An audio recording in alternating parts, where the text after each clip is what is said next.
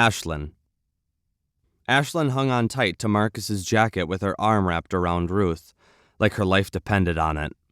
Her gun was out of ammo, and she was now using her free hand to dig for more in the pack that she was now sitting on.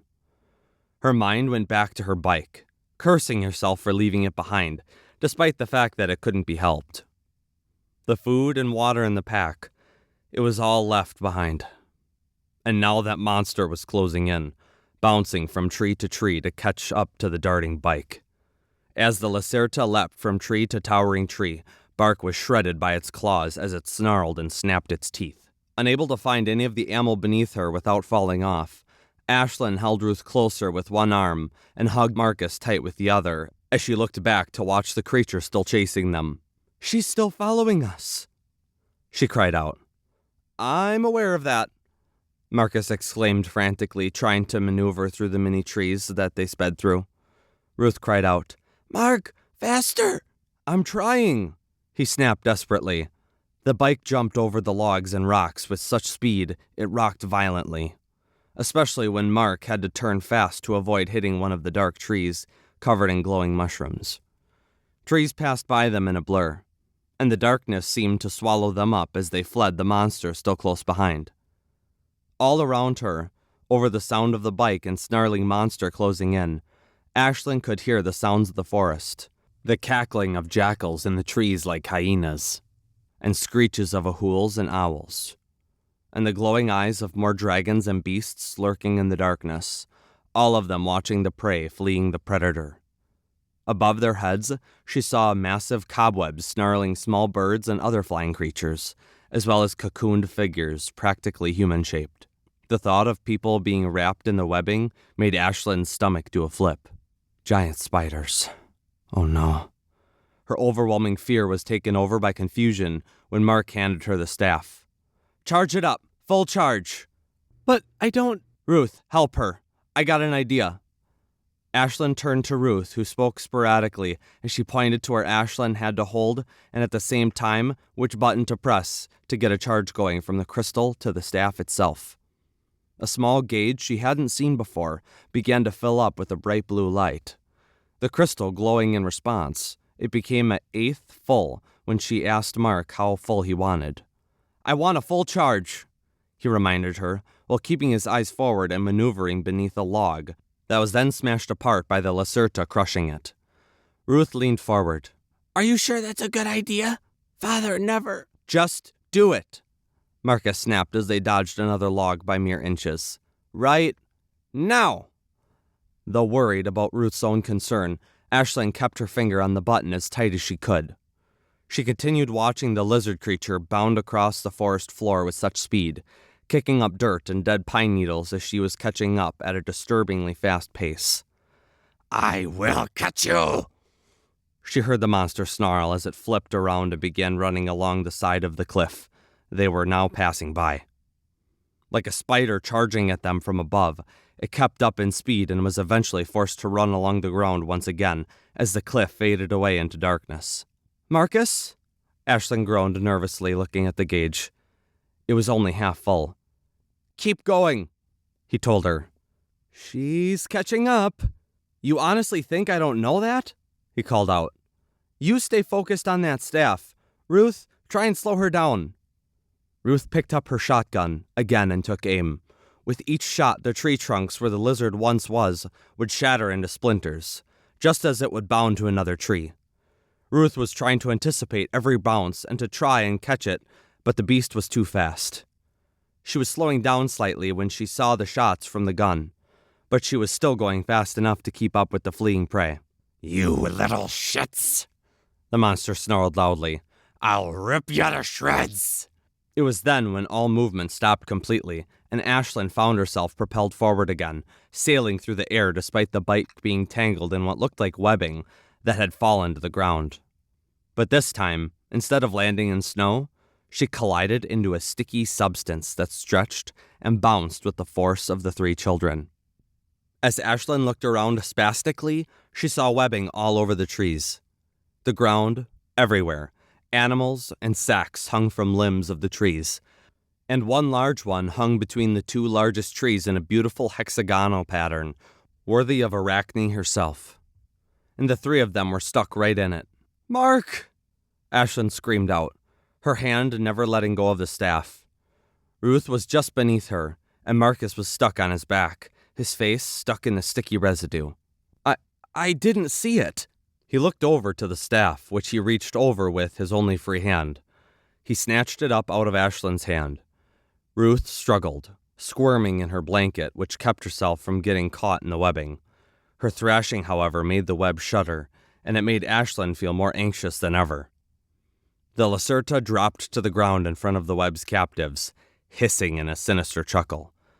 "Poor little flies, caught in a web." Marcus stuck his arm back behind him and aimed the staff right at the monster. "Get back!" he shouted. The scaly huntress grinned a smile of fangs as she pointed up with one finger. Ashlyn looked up to her horror. She saw an arachnid crawling slowly down the tree's trunk to see what she had caught in her web. Ruth's thrashing having awoken her from her slumber. The giant arachnid was as large as a tank and as pale as the snow beyond the forest. Its large black eyes reflected the teens' horrified faces, and its mandibles curled around its mouth, full of needle-like teeth. The fangs dripping with green poison as it curled its legs and drew closer. Ashlyn could swear that she could smell its breath, rancid, and reeking with death. Ashlyn began to thrash and scream at the sight of it, causing all of them to shake in the webbing. She had a horrible, horrible fear of spiders, and the fact that they were in a web, with one coming upon them right now, was the stuff of nightmares for her. Marcus was yelling at her, telling her to stop shaking, but she didn't seem to hear. She only cried and sobbed like a little child, terror being the only thing she felt at that very moment. "I only need you and your sister," the monster snarled to Marcus. "Shoot me, and I can't get you out. However, your little friend will be left to distract our hungry host.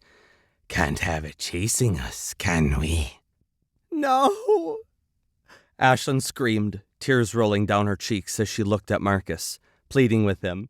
"Don't leave me, please," she begged him. "Mark," Ruth said nervously as the spider took a tentative step upon its web, its spiny feet making the strands shudder at its touch. She continued to squirm, desperate to break free of the werecat blanket. Marcus looked so conflicted as to what he could do now. He looked at Ashlyn helplessly. She didn't mean to cry, but the thought of being left to a spider's lunch filled her with so much terror she couldn't help it. She pleaded with him, with tear-rimmed eyes. He wouldn't let the monster take them and leave her, would he? "Please," she begged again to him. "Wanna save your sister?" the hunter snarled, catching Marcus's attention once more. "Drop your staff." Marcus looked at the arachnid, drawing closer now, then to Ruth, to Ashlyn, and back to the Lacerta. He then clenched his eyes, his conflicting thoughts expressing themselves through the pain in his face. Oh, man. "I will enjoy watching your sister get eaten," the lizard snarled provokingly, while sitting back as if she really was looking forward to it. "I was asked to capture you both, but I'm sure one will suffice." "No, please," Ashlyn cried out. She didn't want to be left at the mercy of the giant spider, but to drag Marcus and Ruth into it. It just wasn't fair. "Look," she said, deciding that she couldn't let Marcus choose between what he could do. "Mark, just do it and get out of here, please." She could not let Ruth get eaten because of her. Marcus looked at her as if it was funny, how she went from "don't leave me" to "leave" in a moment's notice. But this was definitely not the time for humor. "Don't worry about me. Just save your sister." "No!" Ruth cried out, still struggling, her legs now free from the blanket, as she slowly started to slip free. "We stick together." "How heroic." The monster grinned, crawling across the web-covered floor towards Ruth, who immediately stopped moving when she saw the huntress coming at her. "But futile. I'll wait right here and then watch you guys get wrapped up for me. Marcus sighed. Crap. And he pulled the trigger. The blast shot up where he was aiming, and the arachnard blew apart in a flash of red and green slime.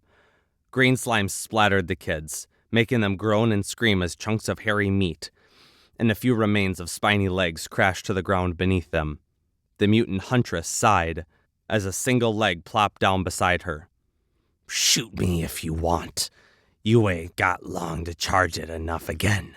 She started towards them on her two legs again, her massive scaly arms swaying at her sides, as if she had all the time in the world now.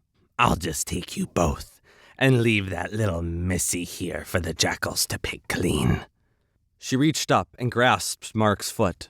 He cried out and kicked out, hitting the monster square in the nose with a crack. The lizard chuckled as her head came back forward, holding her nose, which began to bleed purple. A little fight in you, I see. She started to reach for him again. Let him go! Ruth screamed now, on the ground free from the blanket, still stuck in the web. She started smacking the lacerta with a branch, but the monster merely glanced at her before pushing her back with a single finger. With Ruth now on the ground, the lacerta turned her attention from Marcus, who was now charging up his staff. "Get away from her!" he shouted. The lacerta merely grinned at him as she raised one of her hands. The claws extended from her fingertips as she neared Ruth with a hiss. Don't worry. It'll be just a scratch. Ruth watched with wide eyes as the huntress came upon her. Suddenly, something struck the creature in the side, sending her flying and smacking against a tree, her scales tearing the bark to shreds. It was a leopard dragon, and it roared into the huntress's face, both claws holding her arms back. I don't think so, the lacerta snarled, throwing her arms up and tossing the dragon back on its haunches. Ashlyn noticed the saddle across the monster's back as the huntress leapt up and landed on the beast's back. It bucked and squirmed, but immediately dropped to the ground when the lizard grabbed a hold of its head and snapped it to the side, breaking the neck instantly with a sickening crack. She dropped beside it and sniffed. She began to growl, looking behind her. Thought I caught your scent, she hissed angrily. Ashlyn's eyes peered behind the monster where a man stood on a fallen tree, garbed in black, a longsword in his hands, and his head obscured by a hood and cowl of shadows. The hunter Black.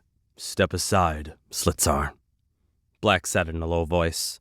The monster hissed as she squared up to the hunter, her back now exposed to the teens as Ruth stood and started to pull on Marcus.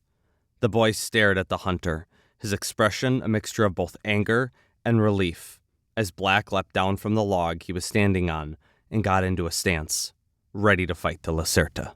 "Step aside," he said again, his voice low and threatening. I don't think so, Slitzar said, extended her black claws, which reflected the light coming from the glowing mushrooms around them. She growled at the hunter, a monster, ready to feast on the bones of the hero trying to save them. Marcus whispered something to Ashlyn and turned her head to see Ruth, pulling tighter to pull Marcus free from the webbing. Her brother then telescoped his staff into a dagger and began cutting the strands of sticky thread. Hurry, Ashlyn whispered. Working on it, Ruth said, pulling tighter as her brother slowly started to break away. As he became more able to move, he started to work on the strands, holding Ashlyn still in the web. And Ashlyn herself kept her eyes on the two hunters, who lunged at one another in a flash of steel and claws.